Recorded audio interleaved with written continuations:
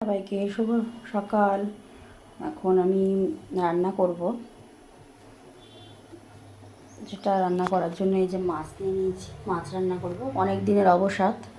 5 দিন ধরে মাছটা ফ্রিজে রেখে 5 দিন 6 দিন ধরে রেখে রেখে রেখে রেখে খাওয়ার আর সুযোগ পাইনি। একদিন মাত্র ভাজা করলাম, তাও সবাই মিলে খেলাম। একটু বুঝিয়ে বাজে আজকেরও এরকম সবাই মিলে খাবো, এইটুকুনি সব ভাগযোগ করে এখন এটাই হয়। তো এখন এই মাছটা ভাজা করে নেবো, তারপরে বেগুন কাটিনি এখনও, বেগুন আলু দিয়ে মাছ দিয়ে ঝোল করব আর লাউ ঘন্ট করব। আজকে বেগুন আলু দিয়ে মাছ দিয়ে ঝোল করব আর লাউ ঘন্ট রান্না করব। লাউ ঘন্টটা ভাবছি চিংড়ি মাছ বাজারের থেকে যদি আনো ধরে এই যে ইলিশ মাছের মাথা রয়েছে 3 টুকরো, এই মাছের মাথাটা দিয়ে করবো লাউ ঘন্টটা।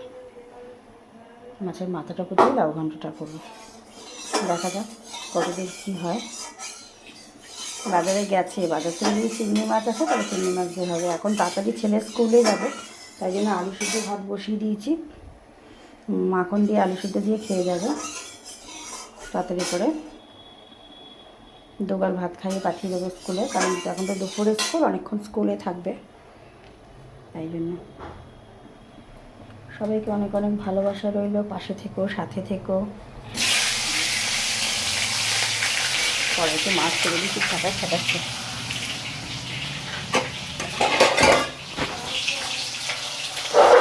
ভাতটা একটু নেড়ে দিয়ে এরকম আলু ভাতে দিয়েছে ভাতের মধ্যে।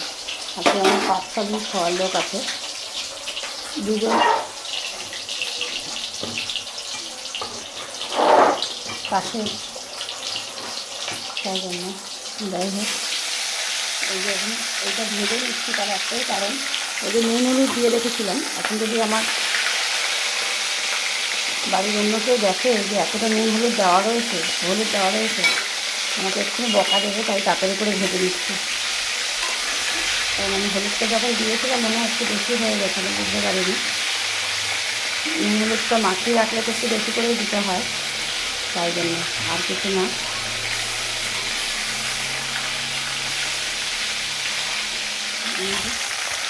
এখন ভেজে নিই তাড়াতাড়ি করে, তার সঙ্গে সব কিছু আছে।